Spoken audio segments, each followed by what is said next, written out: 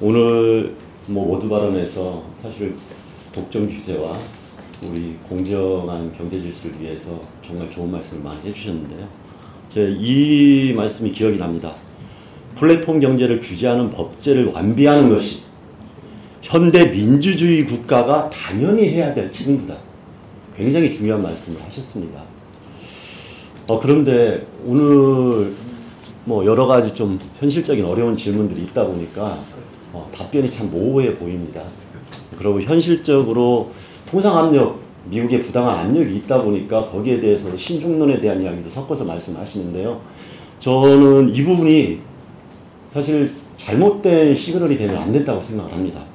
그래서 국정기획위원회 이제 결과 보고도 나오고 실질적으로 트럼프 정부의 통상압력이 있고 그 이후에 이어진 다양한 이런 이야기 때문에 그런 소신이 무너지게 되면은 사실은 위원장님이 지금까지 말씀하신 원칙과 그 다음에 정말 공정한 시장 경제를 만들려고 하는 의지가 다 꺾일지도 모르겠다.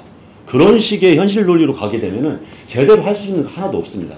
그 지점에서 몇 가지 말씀을 드리겠습니다. 특히 아까 이야기했을 때 부당한 통상 압력을 산자부나 외교부에서 노력을 한다 하더라도 공정거래위원회에서는 이것들이 왜 필요한지 미국도 당연히 있는 것을 왜 우리나라에서 하지 말라고 하는지 이것을 설득하는 논리를 만들어내는 게 매우 중요하다고 생각합니다.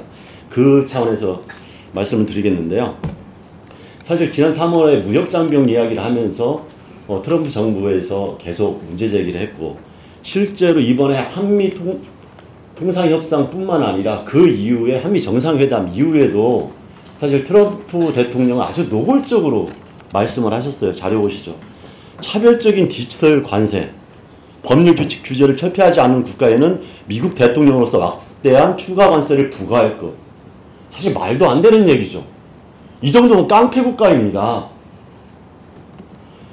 미국의 이런 허위 주장과 부당한 압력에 저희가 이게 통상 압력이라는 좋은 말로 포장하면 안 된다고 생각합니다.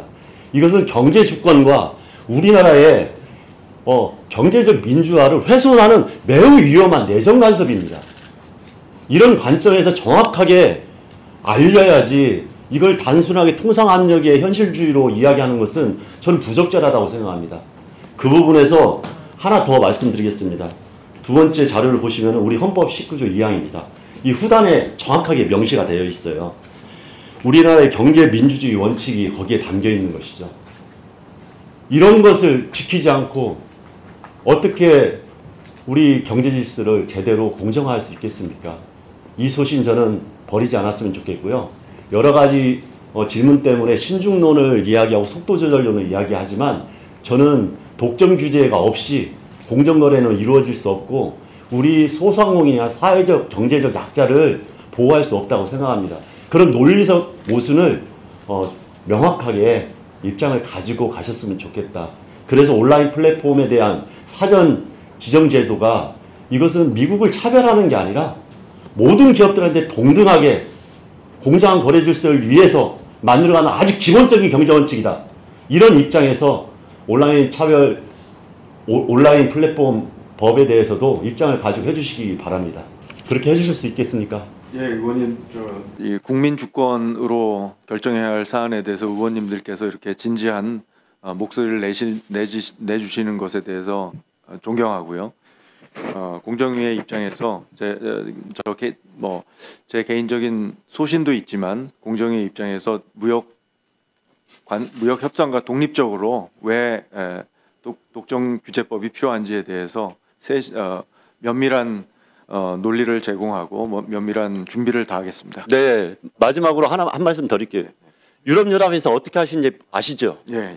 매우 당당하게 이야기를 합니다. 지금 제가 이야기했듯이 예. 유럽연합에서는 영토 내 경제활동을 규제하는 것은 EU와 회원국들에 대한 주권 침해다. 예. 우리의 민주주의 원칙에도 부합하는 이런 거에 대해서 더 이상 간섭하지 말라. 명확하게 얘기했습니다. 다른 나라들과 함께 공정한 세계 경제 질서가 마련되는데 같이 목소리를 내주시고서 대응을 했으면 좋겠습니다. 네, 감사합니다.